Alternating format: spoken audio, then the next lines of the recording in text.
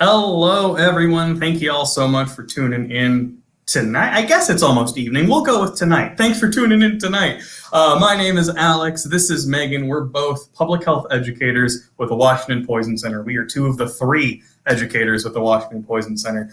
Whether it's you're watching right now live or watching the recording, we're so thrilled you're watching. Big shout out to the good folks of Sammamish, and especially Chris Jordan with Sammamish Parks and Recs. Y'all helped us do some outreach for this and coordinate tonight. So thank you for that. Tonight should be super easy, short and sweet. We're just going through some basics of the Poison Center, who we are and what we do. We're going to approach this kind of like an FAQ section on a website. So you're going to see a bunch of questions pop up on that bottom banner there, and that'll kind of guide us and keep us going in something resembling a linear direction.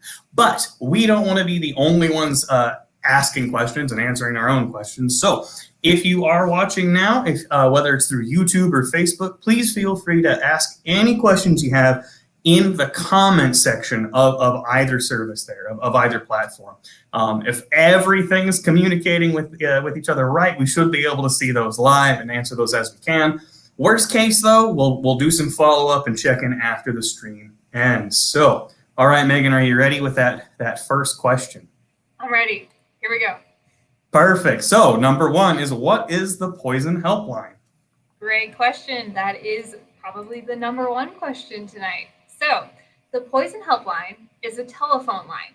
People can call it if they have questions or if they have emergencies involving poisons. So, when I said poisons, I'm sure a lot of you were probably thinking scary chemicals, skull and crossbone labels, all those sorts of things. Yeah, those are sorts of poisons. So, substances can definitely be poisons, are poisons, and pretty much anything else can be as well. We take a very broad definition of a poison at the Poison Center. To us, anything can be a poison if it's used the wrong way, by the wrong person, or in the wrong amount. So, for example, accidentally drinking a bleach solution, that would be a poison. Accidentally putting eardrops in your eye, poison. Taking your dog's medication, also a poison. Accidentally taking your medications twice, that would be a poison as well. So back to the Poison Helpline. You can call this number. I'll pop it up on the screen right now. This is the Poison Helpline number, 1-800-222-1222. You can call this any time of the day, any day of the year, if you have an emergency with a poison, or if you just have questions about what is safe or unsafe to do. You can also call from anywhere in the United States. That phone number is the same for every single poison center here in the US. You're going to receive expert care from all of us. Calling is completely free. We don't ask for your insurance information, and we are never going to send you a bill. All right, perfect. Next question. Alex, who answers the phone? So we have an awesome group of folks. And I should first say that myself, Megan, our other educator, we're not going to answer the phone. That's not our role. We call the call takers specialist in poison information, or SPIs. So if you ever hear us say SPIs, we're not talking about James Bond. We're talking about the call takers. So this is an awesome group of nurses, pharmacists, and other poison information specialists. And they are incredibly well trained. On average, each individual SPI takes anywhere from 3,000 to 4,000 calls. That's a lot of calls. Oh gosh, what is the most recent breakdown of this? Wasn't that long ago. We did the math, and in all of our SPIs, the entire team averaged, I think, 13 years of experience each. Was that right, Megan? Pretty sure that's right. Yep. Something like that. Yeah, but they're amazing, and they've heard so many scenarios. So there's never ever any shame, any embarrassment in calling us. I promise you they've heard a weirder story than yours. All right, so let's move on to our next one. So Megan, what can you call about? So you can call if you think you have had a poison exposure, you're not sure, or you can call if you definitely know that you've gotten into something that could be harmful. A really good example of this kind of questioning if something happens is with kids. So you might have seen your child get into something. You see residue around their mouth, you watch them put something in your mouth, Or maybe you came across a pill bottle that's on the floor and you don't know if potentially they took some. You can call us either way, and we'll ask you a bunch of questions, we'll walk you through a bunch of different things, and we'll figure out what is safe and healthy if you need help or not. You can also call if you just have questions about something. It doesn't have to be an emergency to call us. In fact, I am pretty sure all of our call center staff probably love information calls better than actual poison exposures, because hopefully that means they are preventing you from having a poison exposure later on. Alrighty, Alex, is the Poison Center just for kids? Not at all. So we do take a lot of calls about kids. I think it's about half, a little under half of our calls are for younger kids, so 6 and under. But we still take plenty of calls on teens, adults, and older adults. So you never outgrow the Poison Center. In general, the older the patient, the older the caller, the more clinically concerning that call tends to be. Not always. That's not always the case. Most of our calls for little kids tend to be, well, they got into something exactly like Megan described. They saw something on the floor. They popped it in their mouth, because that's how kids explore the world. Stresses their guardians and adults out tremendously. But again, we take plenty of calls for all ages. And so medication errors like Megan described can be very concerning, not just potentially having a higher dose of your med, but potentially getting a completely different medication that may interact with something else that might be in your system. So please don't hesitate to reach out to us, to call for yourself. You don't have, it doesn't have to be for a kid for us to help. And so folks, keep in mind, we do take calls from hospitals and healthcare facilities as well. So we have this whole back end to the Poison Center. It is for those cases that are especially complicated or that ER may not have seen before. That's what we're here for. Mm-hmm. Yeah, that's actually about a quarter of our calls, which I think people are pretty surprised by. Nurses, doctors calling us because they need extra assistance. All right, next question here. What if someone doesn't speak English or prefers a different language? That is not a problem at all. When you call that 1-800-222-1222 number, you have access to interpretation in over 260 languages. So if English is not your preferred language, you have access to someone for free who can help you talk to our nurses, pharmacists, and poison information specialists. Okay, so this next one, I think we're going to tag team a little bit because it is a big question. So what information do we ask, and what are we going to do with that information? So I will kick us off by just talking about the information we're going to ask you when you call us. We will start with asking for your name and your phone number. This is standard. This is just so that we can call you back if we get disconnected, or if you've had an exposure or you've gotten into something where we want to follow up with you and check in on you. We need to know your name, your phone number, so we can get back in touch with you. You don't have to tell us that. You can refuse. It's totally up to you. We are also going to ask you for your city and your county. And there are a lot of different reasons why. If we need to send you to a hospital, we can look up what is close by for you. Maybe there's something bigger going on, like a food poisoning outbreak. So by knowing where you are, we can tell if there are clusters of poisonings that are happening. And we're a nonprofit organization. We have a lot of grants that we work with to stay funded. And oftentimes those grants are tied to specific areas. So we need to be able to share with our funders how we're helping their communities. But you don't need to worry. We never share your personal information with our funders. All right, so we have your basic information down, and now we're going to ask you a whole bunch of questions to understand what is going on and how we can help you. So let's say that you're a parent and you're calling about your kid who got into a bottle of gummy vitamins. We're going to ask you questions like, what did they take? What's the brand, the ingredients in those vitamins? What is the strength of those different ingredients? How much did your kid take? Did they take just a couple of vitamins or did they take more than that? If you don't know how many they took, do you remember how much was in the bottle before your child got into it? We can kind of help you be a detective and figure out how much was taken. We'll ask you, how long ago did this happen?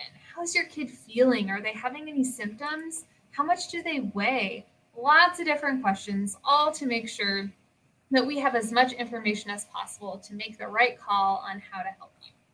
So our nurses and pharmacists are then going to use all of that information to determine if it's safe for you to stay at home and monitor symptoms, or if you need to go to the emergency room. If you do need to go to the emergency room, we'll call ahead and we'll let them know that you're coming, and we'll suggest a treatment plan for when you get there. All right, Alex, what else do people need to know? I really just want to take a moment to emphasize how much poison centers across the country value confidentiality. So the information you provide with us does stay with us, even though we use a lot of the city and county information that Megan discussed, and for grants and funds and all that. That's all the personal identifying information stripped from that. That's the word I was looking for. The laws that protect your privacy and your information with hospitals and doctors' offices, those HIPAA laws, they apply to us as well. So we legally can't share that information with anyone, and we don't want to. Our entire point of being is to protect you and reduce harm and injury from poisoning. And that's it. And we worry that a lot of folks may hesitate or may not reach out to us because they're worried we're going to contact law enforcement or Child Protective Services or immigration, and we absolutely will not. That is not at all what we do. Again, our entire concern is to keep you and your loved ones safe, and that's it. I think one more thing I would add to that too is that we don't know if you've called us more than once. I think some parents get worried that they're on like a frequent caller list. They've called too many times and we're going to report them to Child Protective Services. We have no idea if you've called us before. When you call us for something new, you have a completely new record that we open up, and we don't tie it to any previous calls. So please, if you ever need help, just give us a call and don't worry about your confidentiality.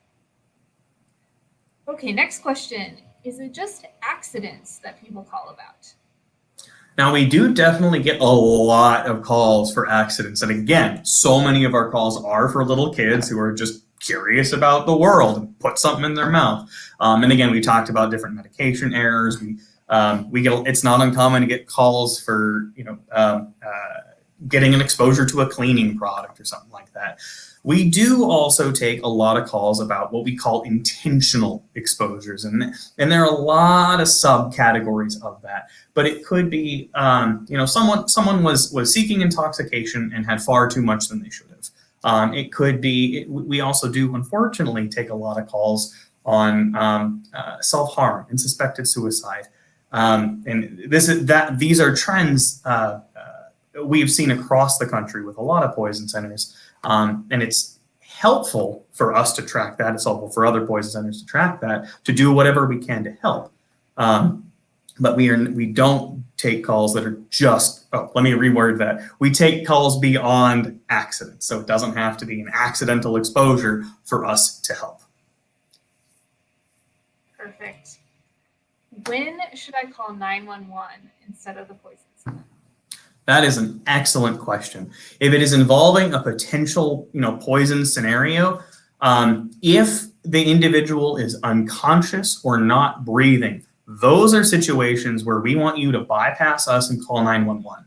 Otherwise, you can absolutely contact us. And if the situation is concerning enough, if it is a more dire, severe situation, our call takers will absolutely recommend that you go to the ER, or they'll contact paramedics and they'll work with you to get you set up with that care. But their whole goal is to keep you home if possible. That not only saves you time and potentially saves you stress, it could save you some money. ERs are not cheap experiences. I'm sneaking in another question here, Alex, for you. Please. Can I call about my pet? Excellent question. Unfortunately not. We are the People Poison Center. There are pet poison centers, though, so we can pull up that link real fast and share that in the comment sections, either during the stream or as soon as we close it. They're an amazing entity. They take plenty of calls on pet exposures. There is a fee though, so keep that in mind. If you are calling concerned that your dog got into your medication or something, please act on that. But we're not going to be able to help with that situation, unfortunately. Great, thank you. And we'll pop that link into the comment box. I'll have Alex do that. Well, I'll just take this last question here on what else does the Poison Center do? So, as Alex introduced us at the beginning of this stream, we are both educators with the Poison Center, and there are 3 of us here in Washington. So our job is to go out to Washington communities and to educate them on different types of poisons, poison prevention, and harm reduction. So we cover a lot of different topics. We do basic poison prevention, like helping parents keep their kids safe at home from different poisons. But we also tackle a lot of different substance use related topics like opioids, cannabis, vaping, nicotine, etc. In addition to education in the format of presentations and fairs and what Alex and I are doing now with these live streams, we also have a lot of different resources that we offer at the Poison Center. Probably the most famous one that hopefully you all have heard of is Mr. Yuck. So Mr. Yuck is a sticker. I actually have a sheet I can show you right here. We give these stickers out so people can put them on potentially harmful substances, and he's a great way to remember that this product could be unsafe. So if you have kids in your household, you want to teach them that if they see Mr. Yuck, to not touch and to ask you before they get into that product. If you want any Mr. Yuck stickers, we send them out to you for free. So you can go to our website, which I'll have Alex put there in the chat or in the comment box, and just fill out an order form and we will send you them for free. We also have a ton of other resources on our website that you are welcome to download and use, like a poison safety checklist where you can go through your home, find different products you need to put Mr. Yuck stickers on, different products that you need to make sure you're storing out of sight and out of reach of any kids. Finally, our other main service is data and surveillance. That sounds really fancy, but essentially, we provide support for local, state, and federal agencies with our data. We help let them know what are different trends that are going on, what are things that they need to be on the lookout for. That could be outbreaks of certain things, that could be increased use of particular substances. We can provide a lot of support in those areas with tracking the calls that we receive. Alex, anything else to add there? I think you covered it really, really well. And that brings us essentially to our time, I think. And I don't see any questions in the comment section. That's totally okay. If you think of anything after we're done today, if you watch the recording or something dawns on you later on, go ahead and type it in the comment section or just give the Poison Center a call. Very, very, very good chance that call taker can help you out.